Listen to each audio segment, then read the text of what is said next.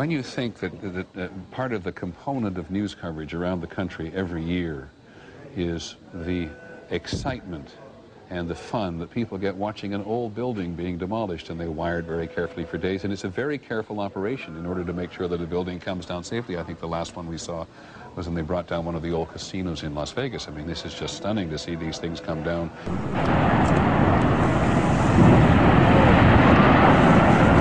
That's going to come here. I told you that sucker was going to go. That's coming here, isn't it? What, the cloud? Yeah, look at that. Oh, yeah.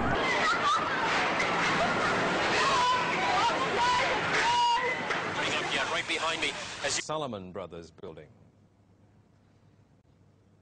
That's 47 stories tall. There you can see it going. So this happened, some 6 hours or so after the collapse of the World Trade Center. About an hour after the actual explosion, which was about 9:15 in the morning.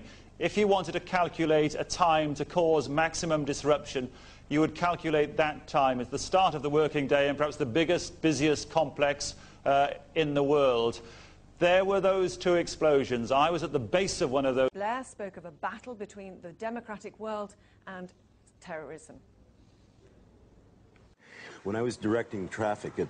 And, you know, in terms of the fatalities, you know, Rudy Giuliani said this is Building 7 again. We're going to just replay what you've just seen. This is Building 7 in the World Trade Center area is collapsing. Now, whether we don't even know whether this was something that was engineered for safety reasons or it just happened as a consequence of the two collisions this morning, where the two airliners hit the two towers. Understanding that that building had been evacuated when the collapse occurred. This was known as Building 7 of the World Trade Center, and that is fresh video you're looking at of that coming down. Now, again, they were able to get everybody out of that building before it collapsed. So I don't know whether it was accomplished by demolition experts or whether it just happened as a consequence of what occurred earlier today. It's that building number 7 was going to collapse. That appears to be what has happened now.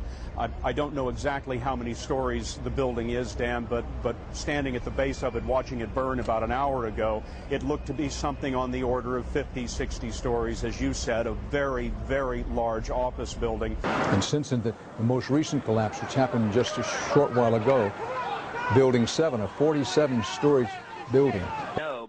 Truth Action points to World Trade Center building number 7 that was behind the Twin Towers and how it went down that day. It looks like a typical controlled demolition. It came down to the ground in 6.6 seconds, which is basically free fall speed, which is basically means there's no resistance.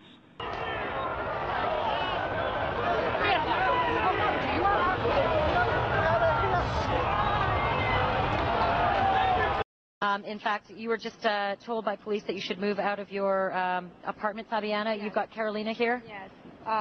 They advised us to leave because we have... Oh, my God. Look behind us. Please pan in this way. Please be careful of your baby. This is it. That's the building coming down. Oh, my God. Oh, my God. Oh, my God. No. No. Listen. We'll be all right. We'll be all right. We're okay. I think we're okay. Ashley, I think we're okay. You're going to...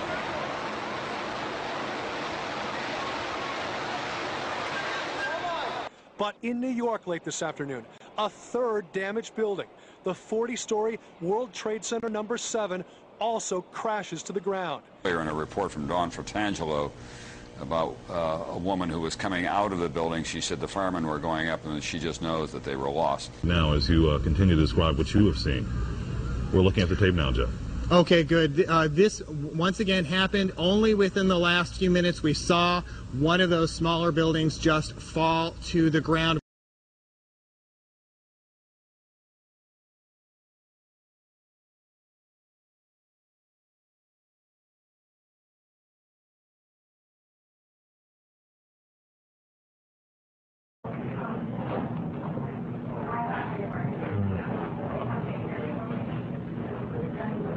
It's amazing.